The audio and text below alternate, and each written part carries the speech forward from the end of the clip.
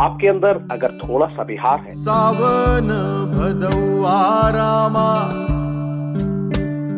चैता के तपनवा रामा, इश्क की कोई मीठी सी याद है, उसी दिल के किसी कोने में छुपा 1980 के दशक का कोई संस्कारी रंगबाज है जो एसडी चलाता है, स्टाइल के साथ किसी हाउसफुल फिल्म का टिकट झटक लेता है, लेकिन वो जिस लड़की को चुपके चाहता है उसकी आंखों में झांकने से डरता है।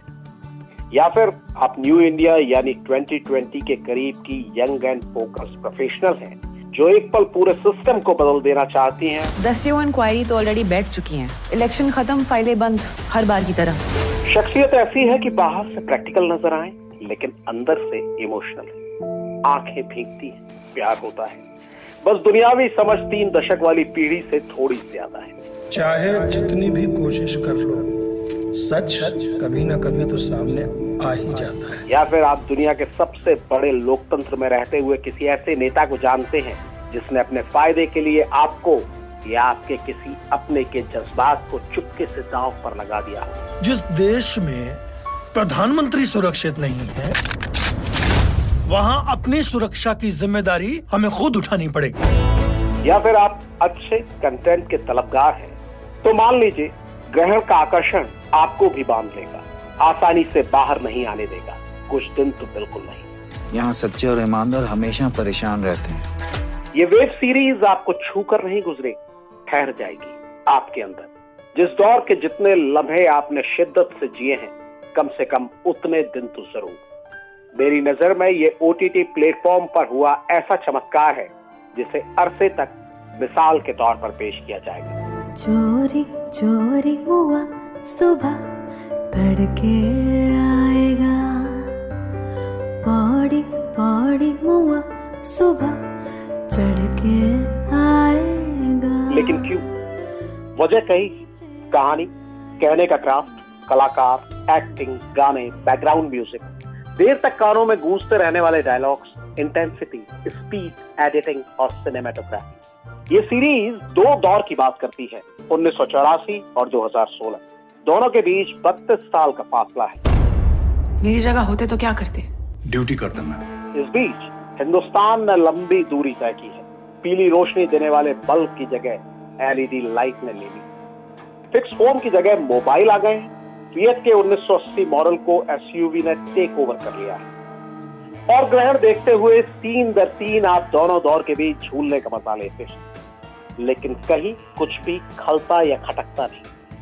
कहानी इतनी खूबसूरती से आपको दोनों तरफ लाती ले जाती है जैसे किसी बड़े शहर के छोटे से फ्लैट में चहलकदमी करते हुए पता ही नहीं लगता कि कब ड्राइंग रूम से निकले और डाइनिंग रूम में दाखिल हो गए।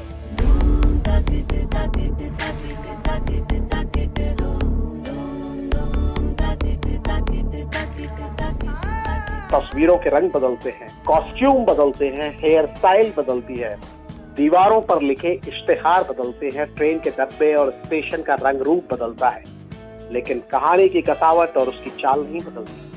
अगर आप कसम खाकर तलाश करने ही नहीं बैठे हैं तो आपको 8 एपिसोड की इस वेब सीरीज में शायद ही कोई कमी दिखेगी। कोई सीन बेवजह नहीं लगेगा, कोई डायलॉग या एक्सप्रेशन बेमतलब नहीं दिखेगा। दुनिया में कभी भी समझ नहीं पाई तो उनके सवालों का जवाब देके भी क्या फायदा। लेकिन तमाम खूबियों पर भारी दिखता है सीरीज मेकर्स का साहस। 84 यानी 1984 वो साल है जिसके जिक्र भर से तमाम लोगों के रोंगटे खड़े हो जाते हैं, हजारों जख्म खड़े हो जाते हैं। उन्हें छूना किसी बड़े जोखिम से कम नहीं। भले ही इरादा सच सामने लाने का हो, लेकिन इस कोशिश में हाथ झुलसने का डर होता है, इसीलिए कोई इसे छूना नहीं चाहता। ऐसे में वेब सीरीज ग्रहण सच सामने लाने का इरादा रखने वाले तमाम मेकर्स के लिए प्रेरणा बनी। कुछ सवालों के जवाब नहीं होते हैं। जिस इंसान को मैं जानती हूँ पूरा शहर उन्हें किसी और तरह जानता है। ये सीरीज सत्यव्यास के उपन्यास 84 से प्रेरित है। कहानी यह है कि इंदिरा गांधी की हत्या के बाद भड़के सिख विरोधी दंगों की आंच ने बिहार के बोकारो शहर को भी झुलसाया। इतिहास में छुपे तमाम राज से पर्दा धीरे धीरे उठता है और सच सामने आता है। स्टेट गवर्नमेंट ने बोकारो में 1984 के एंटी सिख दंगों के पेंडिंग केसेस को रीओपन करने का फैसला किया है और उसकी जांच के लिए एक SIT बनाई गई है। लेकिन इसकी सबसे खासियत है एक स्पेशल लव स्टोरी। यूं ही प्रेम आएगा, यूं ही आएगा। 2016 से 1984 की ओर जाने वाले इतिहास की पगडंडी नफरत की पथरीली राह जैसी मालूम होती है, लेकिन जब आप इस पर पढ़ते हैं तो हर तरफ प्यार के खूबसूरत फूल खिलते नजर आते हैं। मनु और ऋषि का प्यार। ऋषि के लिए ये लव एट फर्स्ट साइट था। अफसाना बोकारो स्टेशन पर आंख मिलने के साथ शुरू हुआ और दंगे की अगली सुबह पुलिस जीप में बैठकर दूर जाती मनु के आंखों से ओझल होने के बाद भी खत्म नहीं हुआ। बीच में खट्टे मीठे बेशुमार लम्हे, धीमी धीमी आंच पर पकती प्रेम कहानी, अनचाहा खिंचाव, मिलने के बहाने तलाशना, रूठना, मनाना, एक दूसरे के साथ भाग जाने की जिद ठान लेना और फिर परिवार की खातिर रुक जाना। इश्क का एक किस्सा एक अनचाहे मोड़ पर ठहर जाता है। इस कहानी के कुछ सिरे और भी हैं। पिता बेटी की कहानी साथ साथ चलती है, दोस्ती का किस्सा भी है, पड़ोसियों के पंगे हैं, सीनियर जूनियर अधिकारियों के द्वंद्व हैं, ईमानदारी और सच्चाई को लेकर उनके सवाल हैं। कोई भी किरदार न पूरा स्याह है और न पूरा साफ। अगर बात कलाकारों की करें तो पवन राज मल्होत्रा की बेटी बनी जोया हुसैन जब उन्हें एक दंगाई की तस्वीर दिखाती हैं और पूछती हैं, ये आप हैं? आप हैं? आप ये फोटो में क्यों और आपकी पापा कहाँ हैं? पवन मल्होत्रा की खामोशी और उनका सीढ़ी उतरकर नीचे आना इस तरह मानो कंधे पर सैकड़ों किलो बोझ, आप भूलेंगे नहीं। जो कुछ हुआ है, अगर ये जानकर किसी को असर नहीं होता तो शायद कुछ प्रॉब्लम है। मैं पीछे नहीं हट सकती। जोया भी कमाल है। कहना मुश्किल है कि उन्हें किरदार ने बांधे रखा या डायरेक्टर ने। उनके पास लाउड होने के 100 मौके थे, लेकिन उन्होंने किसी भी सीन में लकीर पार नहीं की। अंशुमन और वमिका का तो कहना ही क्या। उनकी प्रेम कहानी लंबे वक्त तक याद की जाएगी। अगर बात रिसर्च और डायलॉग्स की करें तो ये भी कमाल है। ग्रहण में कहानी को जिस ईमानदारी से कहा गया है वो बेहतरीन है।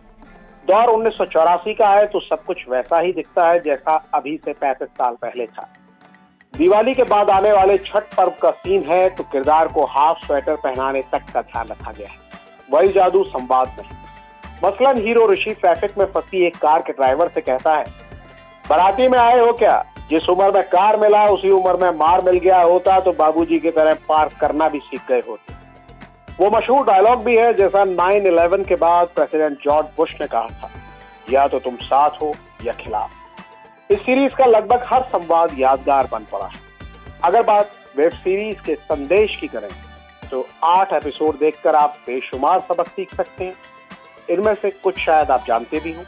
मसलन मोहब्बत आपको बेहतर इंसान बना देती है, नफरत की आग आपका भी घर जला सकती है, अफवाह पानी में आग लगा सकती है, और राजनीति में जो दिखता है अक्सर वैसा होता नहीं है और वो समय के साथ अपना रूप बदलता रहता है। लेकिन मेरी सलाह अगर आप माने तो आप भी ये वेब सीरीज जरूर देखें। रूप सिर्फ झूठ बदलता है।